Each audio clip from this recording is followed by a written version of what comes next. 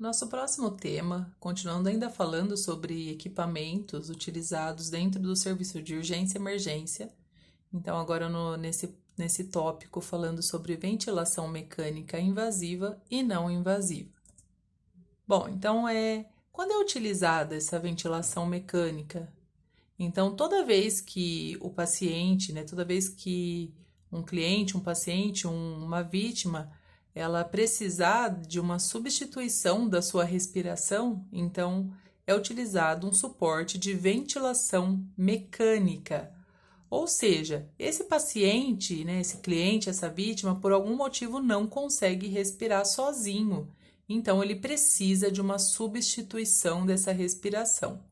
Quando vai acontecer isso? Então, pode ser por conta de um trauma, pode ser por conta de uma parada cardiorrespiratória, pode ser por uma doença degenerativa, pode ser também por procedimentos anestésicos, Então, toda vez que um paciente é submetido por um procedimento anestésico, então muitas vezes a dose alta de sedação ocasiona uma depressão no sistema respiratório.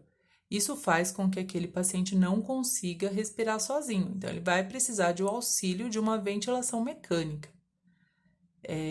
Ou mesmo numa anestesia geral, também que o paciente está numa depressão respiratória por conta de níveis altos de sedação, então ele não consegue realizar essa respiração sozinho. Então, vai ser utilizado em todos esses casos uma ventilação mecânica. Ela deve ser vista como uma importante etapa no tratamento do paciente com insuficiência respiratória. Teremos dois tipos de ventilação. Teremos tanto a invasiva como a não invasiva. Então, vamos entender um pouquinho o que vem a ser a ventilação invasiva e a não invasiva. Bom, a diferença entre as duas, entre elas, fica na forma da liberação de pressão. Pelo nome já dá para entender mais ou menos, Então, quando a gente fala algo invasivo, então algo que é introduzido. Então, e não invasiva quer dizer que não foi introduzido nenhum dispositivo. Bom, nas duas situações, a ventilação, essa ventilação artificial é conseguida com a aplicação de uma pressão positiva nas vias aéreas. E a diferença entre as duas é que, enquanto na ventilação invasiva se usa uma prótese introduzida na via aérea, ou seja, um tubo, Então, enquanto na invasiva é utilizado esse tubo, na não invasiva, então não vai ser utilizado o tubo. Então, como que vai fazer essa ventilação? Então, vai ser utilizado uma máscara como interface entre o paciente e o ventilador artificial. Os critérios, para a utilização da ventilação mecânica, ou seja, como vai saber qual dos dois tipos de ventilação vai ser utilizado, vai ser de acordo com o objetivo que se espera alcançar.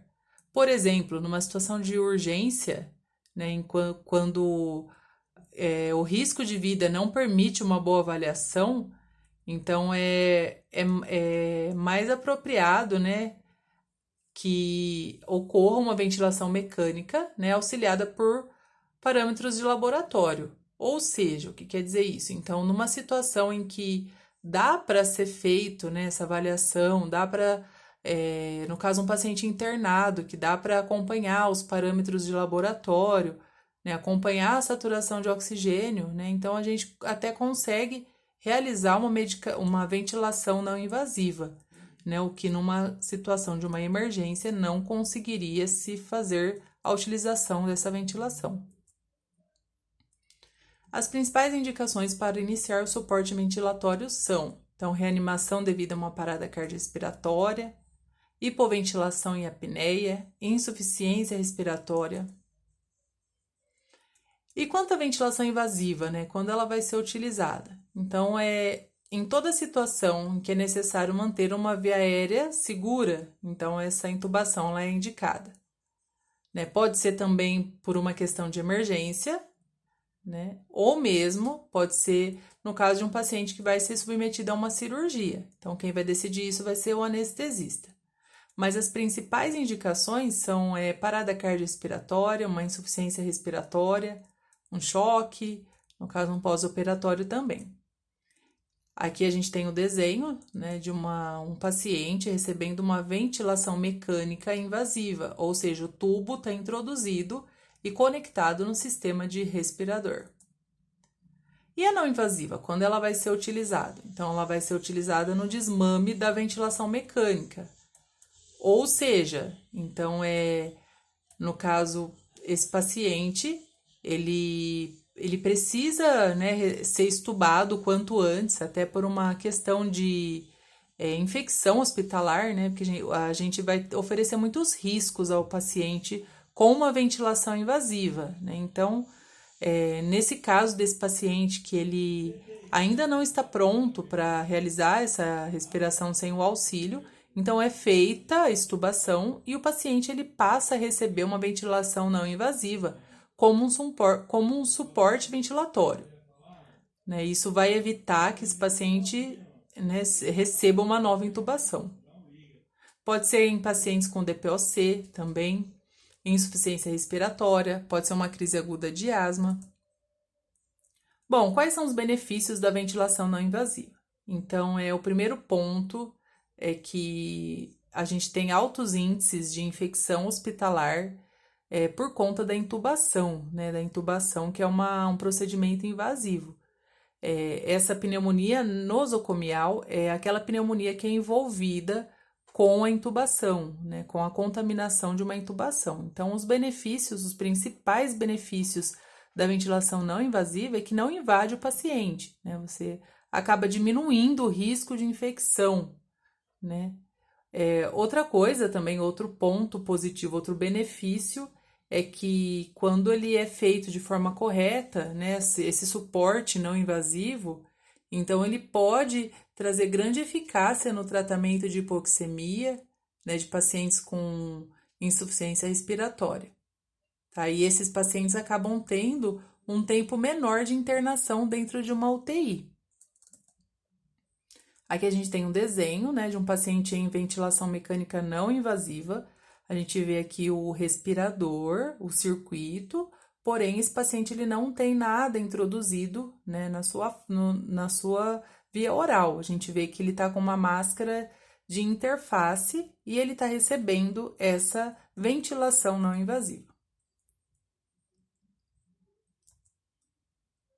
Bom, a fisioterapia, né? Então, a fisioterapia ela vai ter um papel muito importante dentro dos dois tipos de ventilação, tanto a invasiva como a não invasiva, né? Então, de acordo com a fisioterapia, que esse paciente ele vai ser avaliado de forma individual, né? Então, é por conta dessa fisioterapia que ele vai conseguir, né, o quanto antes, por exemplo, no caso do paciente que já está numa intubação, o quanto antes ele vai ser extubado, né? E é graças à fisioterapia também que esse paciente ele vai conseguir ter uma melhora desse padrão ventilatório, né?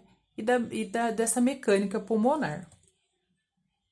Bom, qual que é a função da enfermagem? Então, a enfermagem ela deve ficar atenta, né, aos alarmes do ventilador. Então, sempre que tiver algum problema na ventilação, pode ser por uma descontinuidade do circuito, de repente vai fazer uma troca, um banho no leito e esse circuito ele, digamos que ele solte, então o ventilador ele vai disparar um alarme. Então, a gente sempre tem que estar observando, né, esse tipo de alarme para poder, né, ir lá e corrigir o problema desse respirador. Outro cuidado é a limpeza com corrente, né? Então, sempre manter as conexões limpas, livre de água, né? Sempre que tiver, às vezes acaba juntando um pouco de água nessa extensão do circuito, então cabe à enfermagem estar sempre ali de olho e evitar que aconteça isso. Também a troca da fixação, né, dessa cânula, né, a cada 24 horas ou sempre que ela estiver suja. Também a monitorização de oxigênio, né, pois esse paciente ele está numa ventilação mecânica e sempre que tiver uma queda nessa saturação pode indicar, né, que precisa mudar algum parâmetro nesse ventilador, algum parâmetro né, no parâmetro da ventilação que ele está oferecendo ao paciente. Outro cuidado também em clientes em ventilação mecânica é a aspiração, né? Então, Sempre que tiver uma queda de saturação, pode estar indicando, né, que esse paciente está com secreção, então